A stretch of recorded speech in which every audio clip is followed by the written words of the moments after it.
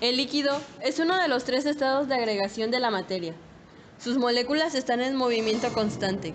No tienen forma fija, pero sí volumen. Se adaptan a la forma del recipiente que los contiene, además fluyen.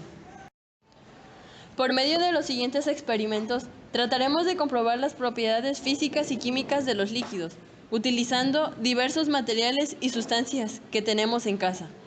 Con la ayuda de un termómetro, mide las temperaturas de un vaso con agua a temperatura ambiente.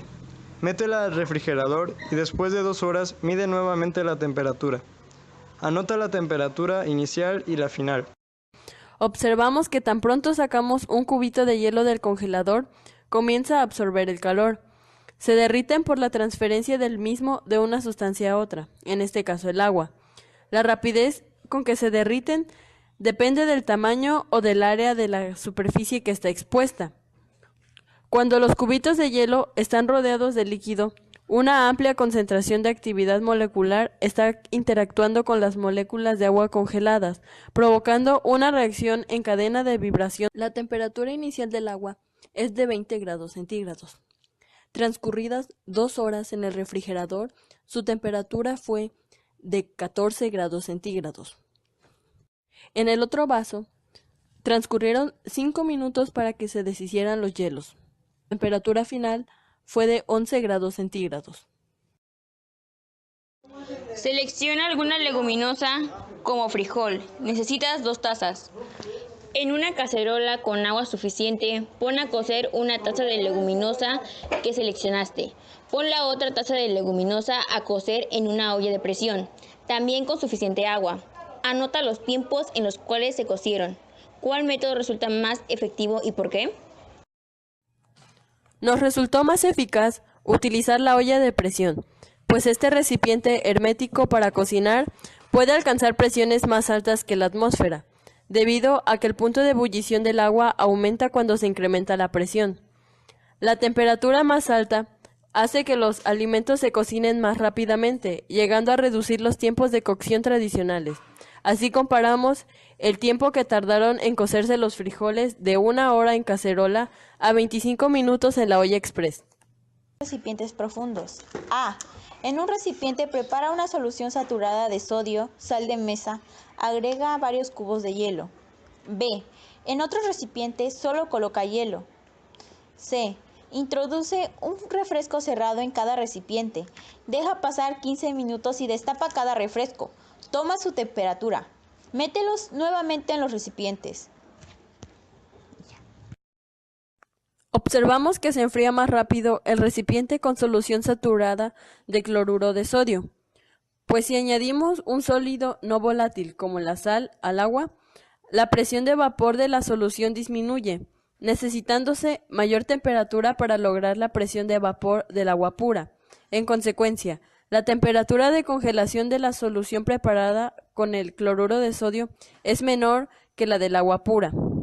Esto significa que al mezclar agua y sal tiene lugar una reacción endotérmica.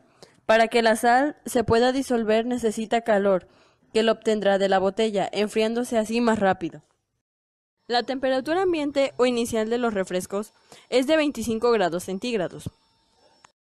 El refresco, que se introdujo a una solución de agua con sal, tuvo una temperatura de 9 grados centígrados transcurridos los primeros 15 minutos. Finalmente, transcurridos otros 15 minutos, su temperatura fue de 8 grados centígrados. El refresco que se introdujo solamente en hielo, transcurridos 15 minutos, tuvo una temperatura de 15 grados centígrados.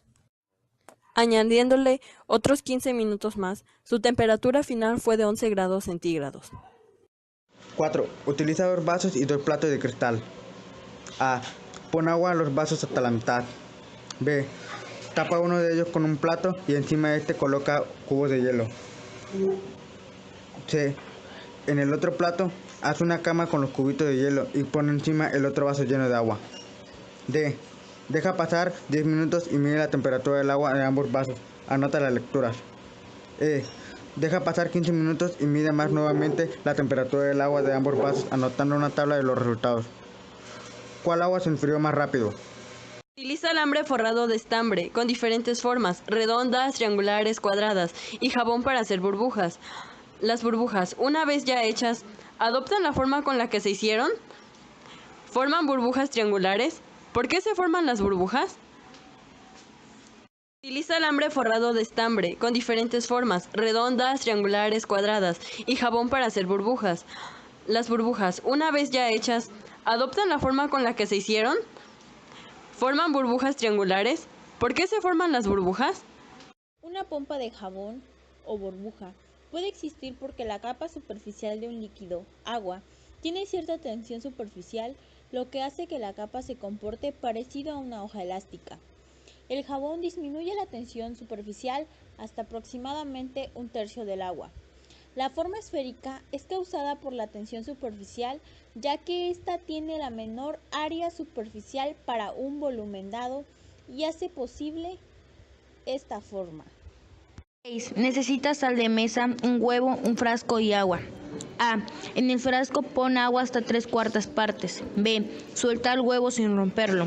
¿Qué pasa? C. Añade una cucharada de sal y disuélvala. Observa qué pasa. Añade otra cucharada más de sal hasta que el huevo suba a la superficie. ¿Cuántas cucharadas de sal necesitaste? El huevo no se rompe, ya que es menos denso que el agua y así solo rebota y se va al fondo. Necesitamos alrededor de 5 cucharadas de sal para que aumente la salinidad del agua y consigamos una mayor flotabilidad del huevo, y al rodear el huevo va en la misma dirección como un movimiento elíptico. Cocina, necesitarás media taza de leche caliente, una licuadora, un poco de café recién hecho y canela en polvo. Coloca la leche caliente en la licuadora y lícuala hasta que se produzca espuma. Vacíala en un vaso de cristal con todo y la espuma. A continuación, y con mucho cuidado, vierte poco a poco el café caliente. Finalmente, espolvoréalo con canela en polvo y obtendrás un delicioso capuchino. ¿A qué se debe que el café quede atrapado entre la leche y la espuma? ¿Qué papel juega la tensión superficial y la densidad en el capuchino?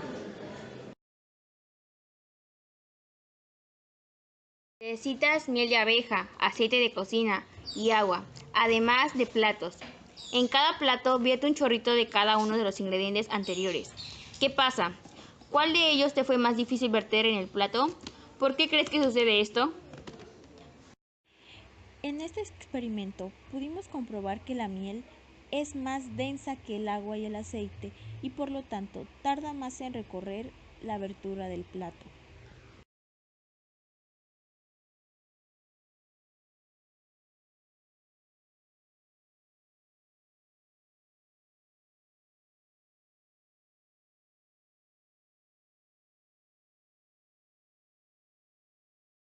A lo largo de esta unidad, analizamos las propiedades y características de los líquidos a nivel molecular, comprendiendo así la importancia que estos tienen en nuestro entorno. Con la realización de los experimentos anteriormente mencionados, logramos observar el comportamiento de los líquidos bajo ciertas modificaciones, ya sean de temperatura, presión, densidad o volumen, comprobando de esta manera la composición, cambios e interdependencia presentes en los fenómenos relacionados con el estado de agregación estudiado.